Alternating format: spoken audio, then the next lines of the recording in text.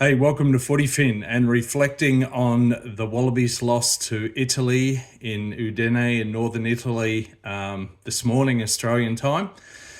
Italy won the match 26-19. So first of all, congratulations, Italy.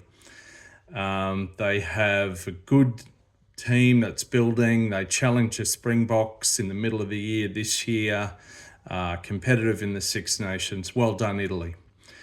Look, how do I feel?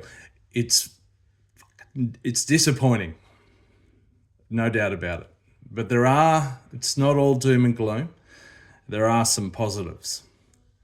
The first positive is that only Australians managed to score tries last night. 3 were in the Wallabies jersey, 2 were in Italian jersey. Well, put it this way, Monty Ioane is born in Melbourne. He's the nephew of former Wallabies player Digby Ioane. And Lewis Liner, of course, is a son of World Cup winning Wallaby Michael Liner, although Lewis's mother is Italian, and he was apparently born in Italy in Treviso. Anyway, I can still say, a bit cheekily, that only Australians scored tries. Look, in my deepest, darkest moments of soul searching, what am I telling myself? It's not an all-time low. It's not the worst ever. That came in 2023, particularly at the Rugby World Cup, under Eddie Jones and Hamish McLennan at Rugby Australia. It's not quite a low of that depth at this point.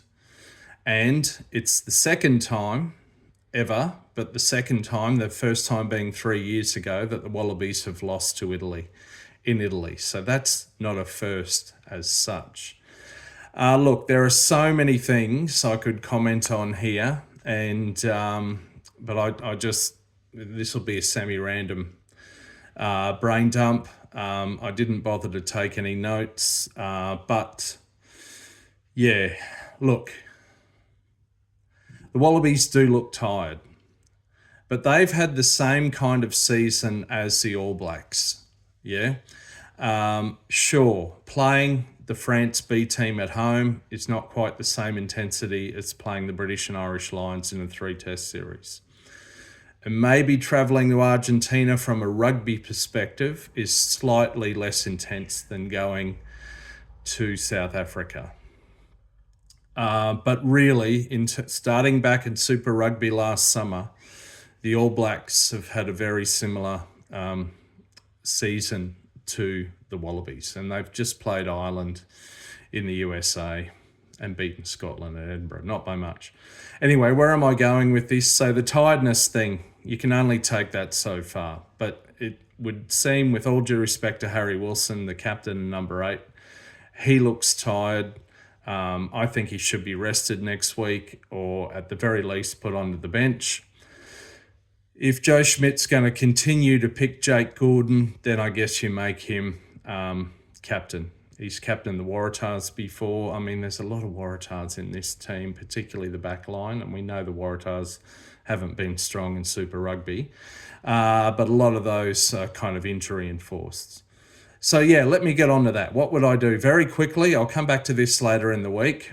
Callaway, not really working. Start Jorgensen at fullback.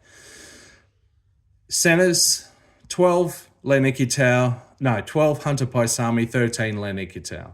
Put Suali'i out on a wing. Whether you put Toole or Peach out on the other wing, put one of them, not Potter.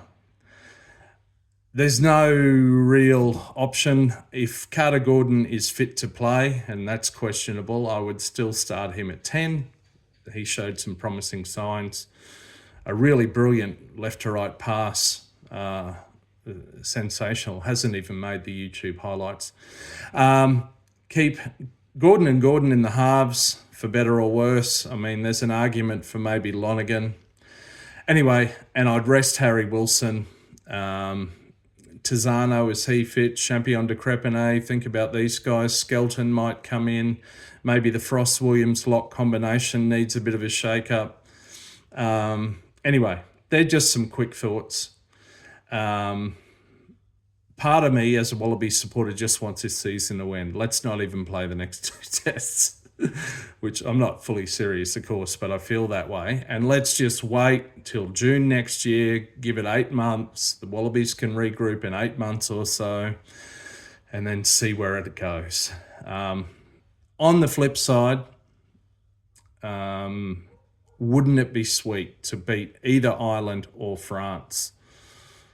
Or dare to dream the impossible dream, maybe even both. That at least would finish this season on something of a high. To put out competitive performances in those 2 matches, ideally win both. I don't think that's going to happen. Let's try to win at least one of them and be competitive in the other.